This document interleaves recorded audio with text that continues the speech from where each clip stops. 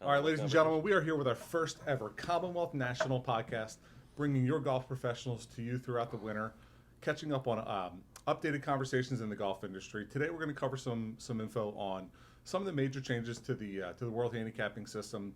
There's some big changes with how 9-hole scores are going to be handled, how holes 10 through 17 are going to be handled. We're going to run through some of the golf ball rollback changes, some big and scary announcements from the USGA in the last month on what's going to happen to distance. And I know, I might be the only one at this table who's looking to get rid of distance, but for guys like John and Dan who are looking to pick up distance, this is a big setback for you. I know. I'm going to have to use a softer golf ball. Yeah, I mean, it's just big changes. So, also another big change here at Commonwealth National, we've got our first ever push carts rolled out. We rolled out push carts shortly after after Christmas, and just wanted to run through some of the updated guidelines on how to use push carts and when we can use push carts and where we can take the push carts. So, with that, I think we'll get into it. John Flint, anything? Let's go. I'm ready. Danny Brzezinski? Hey, giddy up. Oh, wow, we'll get Teach giddy us up. how to hit it farther, big guy. Yeah, you know what? We are looking for the answers on this. I know. Yeah. It comes with a with man of your hands and skill with Yep. that 112 mile an hour swing speed. big swing speed, lots of shanks. So, I take a trade off of Modified. off the hosel, a little bit of distance. So I'm all about this rollback. So getting into the rollback. So obviously the USGA has said that we're about to roll the golf ball back, and for the last however many years, 10 or 15 years, the golf industry has done nothing but figure out how to hit it further, right? Making sweet spots bigger, making the golf ball hotter and hotter. And unfortunately, what it's doing is making this perception that some of the best golf courses in the country are going to become obsolete. All right, so you got courses, that were essentially tiger-proofing their properties for years and years and years to make sure they could still host majors and still host some of the biggest and best players in the world. But that comes with a big cost. And so the USGA is concerned about the sustainability of that and what's going to happen to golf long-term. So they announced in December this golf ball rollback. And there's a lot of buzz about how this is going to affect everyone, and I think it's important to note that some of the biggest impact, and maybe the only impact that we're going to see at a club level, is going to be to our best, highest swing speed players, right? I mean, I think when we're looking at overall distances, from a slow swing speed player, I think they said the amateur or the average male might lose 3 to 5 yards. 3 to 5 yards, and the average female. A couple things to hit on this too. For the golf ball rollback is not going into place for amateur golfers until 2030. We are 7 years down the road before we really have to deal with the consequences of a golf ball rollback. But to that point, they're testing this at 125 mile an hour swing speed, which is maybe average for some of the higher swing speed players on tour, but the majority of tour players on average are still swinging between 110 and 115. So if these guys are looking at the best players in the world and they're only going to be noticing a 5 to 7 yard, maybe a 7 to 10 yard loss in distance, for the average recreational player, we're looking at 3 to 5 yards for men, 1 to 3 yards for ladies on a driver. The distance loss is negligible at the best. Yeah, and I think through the irons is going to almost have no, because we're really only looking at the highest of ball speeds. Yeah, I mean, it's crazy. I mean, I swing at 105, you swing at, whatever that is there. 90 some. And John swings hard, but the thing is distance has always been a problem, I think. I mean, we are making courses obsolete. Yeah. I mean, like the Marions of the world, or, these other things. They're tightening the fairways, but the thing is, the length of the courses, you can only go so far with that, and then you're restricted by property. Right. Well, to the other side of that, though, look at Bryson. Bryson was a perfect example of somebody that put up massive amounts of size, went to the gym all day, every day, worked on hitting it farther, harder, longer, and he was hitting it a country mile. Won the U.S. Open. But other than that, they started to tighten up the rough. He was an example of somebody that blasted it 30 yards by everybody, hacked it out of the rough, and put up a good score. But he didn't start blowing the field away. Right. And He wasn't Tiger. It wasn't sustainable. It wasn't. Right. I mean, It's he was not taking sustainable lines for the that were body. just not meant to be had, and he was losing Correct. golf balls, and so. So to that point, the distance debate, I mean, we could add rabbit holes with this, but at the end of the day, the distance debate has not truly changed scores on the major tournaments. Yeah. These guys are hitting it 10, 20, 30, 40 yards farther. They're not all of a sudden blowing it away, and you're not seeing scores that are 40 under over the course of a week, right? Like, not for championship-style courses. Yeah. So And I think another important thing to touch on with the distance debate, when we're talking about 15 yards, a 5% decrease in distance. What's the impact when we look at our TrackMan data and the impact on a shot that's struck out off the toe 3/4 of an inch or an inch? You're losing 7 to 10% of ball speed. Sure. Yeah. So when we look at the expectation on loss of distance for the average amateur golfer who's not hitting it in the perfect center of the club face every single time, their off-center strikes are costing them 10% of their yardage. Significant. And so while no one at our level is hitting the golf ball and expecting to hit their drive 317 yards every single time, the way you might expect to hit a 70-yard wedge shot 70-ish yards every single time. So, I think I think this has caused a whole lot of heartburn for a lot of people about this is ruining the game and it's not good for the game. But I think for the average golfer, the person who just got into golf since COVID, however many millions have grown the game since then, this is really not going to have much of an impact. Yeah, I mean, Well, it's for the elite. It's for the elite. I think it's Designed to be. This Yeah. is their solution to not go to bifurcation, right? Yeah. But at the end of the day, ball goes further. Ball can go further left and right too. So Right. hitting the golf ball farther, as we find from playing golf and teaching and working with people day to day, just because you hit it 10 yards further, if it's 10 yards further left and right, it doesn't necessarily improve scoring the quality of your game either. So And I think that one, there was a quote from Roy McIlroy about, how he is excited to hopefully see a little bit more of that shot making coming into play. Agreed. Yeah, That's right just there. been taken away by the bomb and gouge era of golf. That all of a sudden you have to be a little bit more of a skilled golfer versus just a Agreed. bomber. Well, it's just like when they changed the wedge grooves. Yeah. It's all the same. It's all relative. I mean, And that was another one. It's funny when you think back about that. Like that was one that everyone got hot and bothered about, and it didn't impact anyone. No. Right? Because no one really felt a massive change to that. That's a good point. yeah. I mean, All right. Anything else on golf ball? no. All right. Golf ball. I think the summary of it is for you at home, right? Our average club member, there's you might lose 3 to 5 yards, but you might also lose 10 to 15 yards by striking it off the heel and hitting a little buttercut out there. So, all in all, not something to super be concerned about. they've got 7 years to get to Kevin Duffy's swing speed anyway. So Yeah. we got plenty of time to get them big and Yeah, strong. you're right. Professional Yeah. athlete, though. I mean, it's tough. Hey, It is. little job security for us to make them hit the center and club face. There we go. All right, moving on to some of these big World Handicap System, USGA, GIN handicapping changes. So the USGA announced a handful of changes that are going into effect in 2024. I think 2 of them are most important to talk about today. I think the number one is handling how we post 9-hole scores, and then the second one, how we're handling the posting of shorter than 18, a 10 to 17 hole round. Is there anything else on that you think we should cover? No, I think No. those are by far the 2 that are going to impact club golfers the most. Yeah. Yeah, just looking and reading, and I mean, it's kind of interesting to be honest with you. I mean, I think it's a good thing. Yes. Combining those 2 things that we're talking about in here is that if you combine, one 9-hole score from here, like say in June, and then another one in August, the conditions are totally different, Yeah. and it makes a lot more sense that they, just do the differential and make that 18-hole score from the 9-hole. Yeah, and so just going backwards real quick. So right, there was big changes back in 2020. This was the biggest change that we've seen in however many years, and the USGA has said that we're going to put these changes out. We don't think we're going to get everything right the first time, and their schedule is that every 4 years they roll out new changes. So Yep. 24 gets us to that first wave of new changes since they rolled out the World Handicap System, taking all the different handicap systems that were going on around the world and making it something that was a one handicap system More that unified everyone system. played. United. Right. So let's talk first about the 9-hole score difference.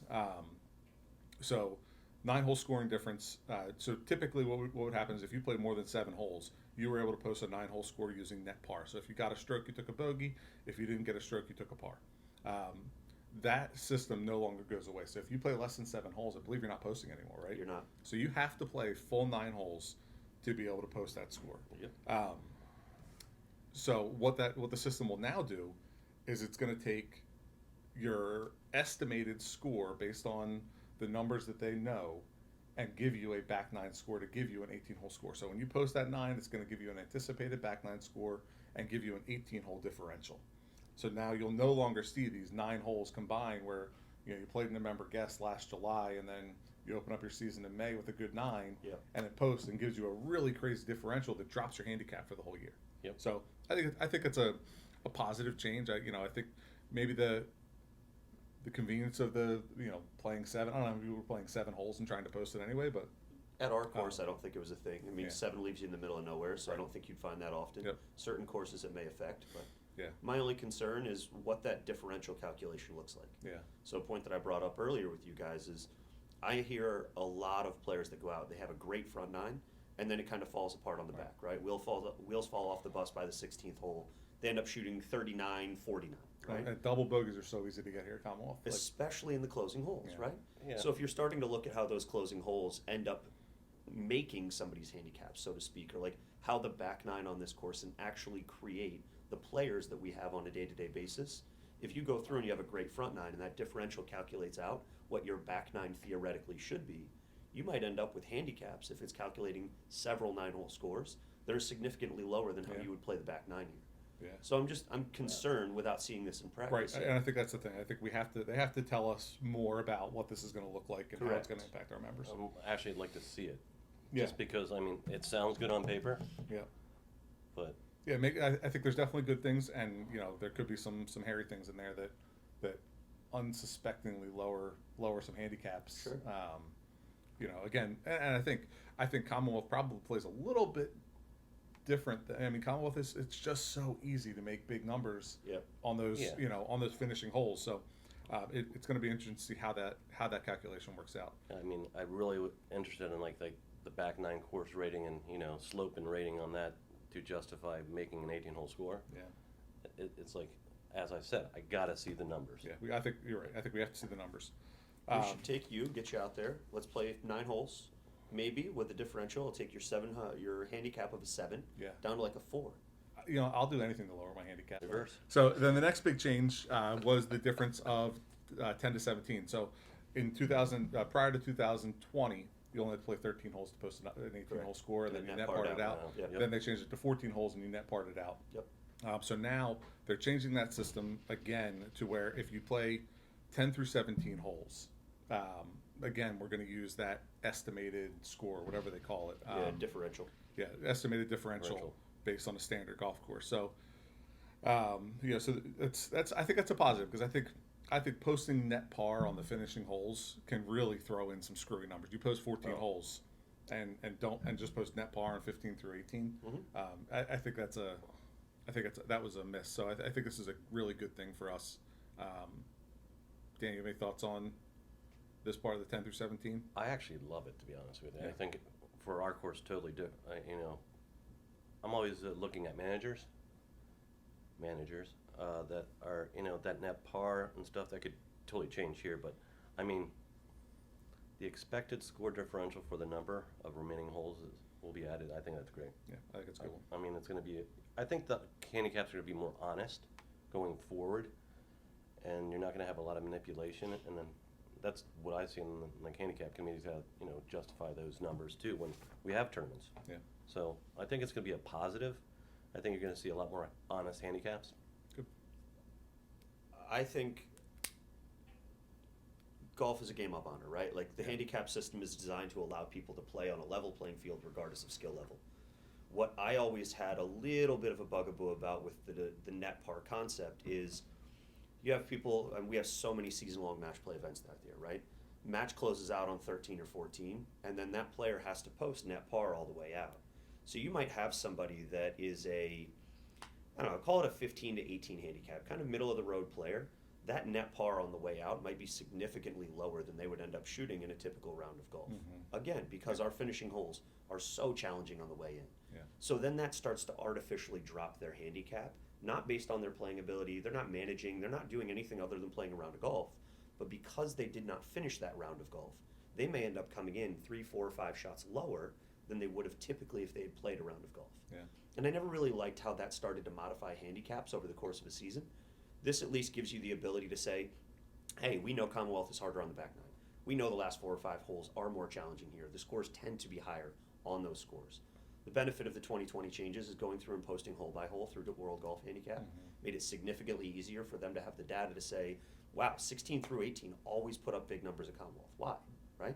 So now you can start to get data that's a little more reflective of how our course plays for our members. Yeah. And I think that should allow the differential to calculate a more honest handicap. And I think Exactly. I think you mentioned that thing about the hole by hole. So I think I remember reading that one of the things that is going to be required to post these shorter than 18-hole rounds is you're going to have to post hole by hole. Yep. So I had read that. you're Because going to they have to wanna post hole know. by hole so they can see how you're performing during that round and then Correct. give you an expectation of what you might shoot. So Right. all right, let's move on to the newest exciting thing that we've seen here at Commonwealth National: push carts. Commonwealth National is proud to be rolling out our first fleet of push carts. Little pun there, rolling them out. Come rolling on, them out. love Say it. Wasn't even unintended intentional, pun. but it was so good. So first edition of push carts, we brought in a small fleet on a test basis to see how this is going to work and if it's a good fit for us. So we're going to launch them through this year on a trial basis and see how it goes. I think really not much to discuss about. I think it's a great way for members to continue to get a little bit of fitness and heart health out of their round of golf. A lot of people that would like to walk that haven't been able to carry their bag, it gives them the opportunity to walk and get their step count up. A couple things I just want to touch on because they are new here. So the push carts are always going to be on a first come first serve basis. So you can throw it into 4Ts that you'd like a push cart. It's under PC when you set your mode of transportation. But they are first come first serve, so it's going to flow throughout the day. Whoever has the earliest tee times is going to get the priority access to those push carts versus the reservation system. So our first fleet here is a fleet of 10, so it's a little bit of a limited fleet, but we'll see how that goes and modify as we need to. These push carts are available only during walking time. So in season, off season right now, you can use a push cart whenever you want. During the season, that's going to mean on the weekdays, you can take them up until 9:30 each day in the morning, and then from After 9:30 until 2, you'll have to take a cart or a caddy. And then after 2, you can do whatever you want. You can take a push cart again, or you Yep. can walk. You can take any mode of transportation you want. On the weekends, it'll be cart or caddy until 12 o'clock, and then after 12 o'clock, you can use those push carts. As far as where you take the push carts, we're seeing some early season issues here with where these push carts are roaming around the golf course. And I just want to put out a couple really important reminders. So first, the push carts can never go across the greens, right? While it may not seem like that big of an impact, the long-term use of this could end up having a good amount of impact. So we can never take the push carts across the greens. The next thing is we're going to ask everyone to keep them off of the tee boxes, off of the fringe or the collars of the greens. Hopefully out of bunkers is an obvious one, but so really just keeping them in the fairway, in the first cut, in the rough, away from the putting greens, the fringe, and the tee boxes. Anything I missed on that? You can't throw them in the water either. Okay, we'll keep them out of the hazards. It's a good idea. Yeah, penalty areas. Okay. Good by me. All right. That's all I have on that. Just a little plug for some upcoming events here at Commonwealth. We've got some cool events coming up in January, so be sure to check out 4Ts and register. We've got on January 10th, we've got our Ladies Snowflake Social. On January 18th, we've got Men's Night. And on January 27th, we've got the Manor House Mashup featuring our first ever Little Splash of Puddle, which I'm excited to reach out. Puddle was a massive event at my last club, and I'm excited to bring it here. I like the puddle. So Manor House Mashup is going to give us a little bit of a taste of puddle, and then we'll have a big puddle event coming out later in the winter. It's gonna be like a beat the pro in puddle. We might have a little beat the pro. We'll have to have you be the putter. I'll just use the toe of the putter. All right. So puddle. I was a little confused about puddle when this first came out. Quick clarification. 3 small bowling ball type pins that will be placed at the end of a mat, and you roll a golf ball with a putter and try to knock over these pins. Not puddles of water. Not puddles of water. P-U-T-T-L-E. Yes. Yeah, a little play on words here. It's addictive. If you haven't signed up yet, sign up. It's awesome. Yeah. We've used some downtime this winter in the pro shop to get some internal rivalries going, and it's been a lot of fun. It's a cool way to get out, make some use of the off season to still get together for the community, get everybody out to the Manor House. Sign up. It's going to be great. Good one. Should be interesting. I think John Flint's even going to be there, so he just committed. I can make an appearance. I love it. You're gonna make an appearance? That's amazing. Yeah. Give the people what they want, as Dan Brzezinski said. Another really exciting thing we're working on rolling out is our Winter Improvement Short Game Combine. So I think one of the best ways to improve your game of golf is to work on your scoring, right? Shots from 100 yard and in. and no better time to work on this than the winter. TrackMan and technology, we have TrackMan and a flight scope down in our hitting bay.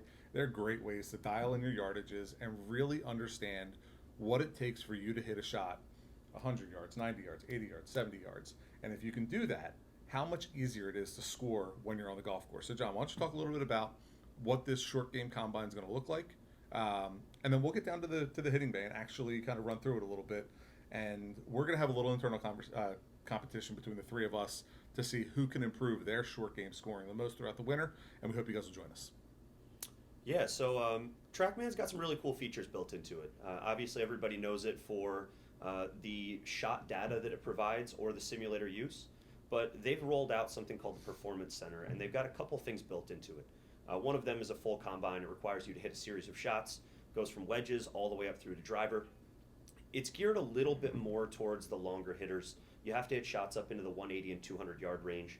So for the sake of what we're rolling out for membership, we didn't think that was the best way to promote a competition. Kind of takes out certain segments.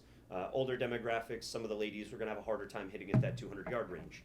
So I'm building a riff on the old Dave Pell's scoring school. He had a series of shots that you would hit anywhere from 10 to 50 yards, flop shots, lob shots, bunker shots.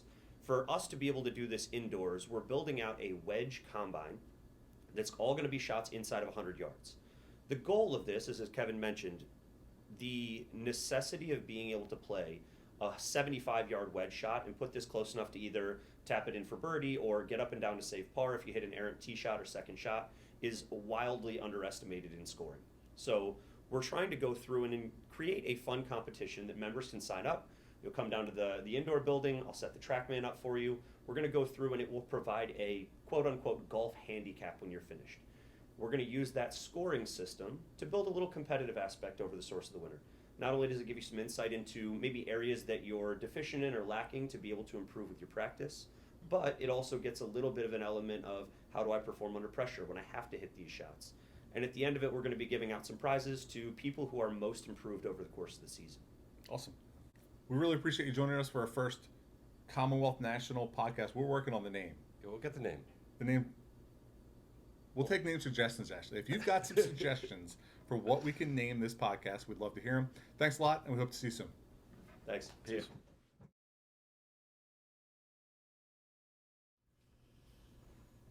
What's the name of this thing? Telling you, let's get some content and then the name will come organically. Come on. All right. Cattail Conversations. We can't go, what are we going? Little Tales? We Little can't Tales? go all cattail. Can't be all the cattail all the time. I like my uncommonly common. Conversation. Or commonly common. We'll see where it goes.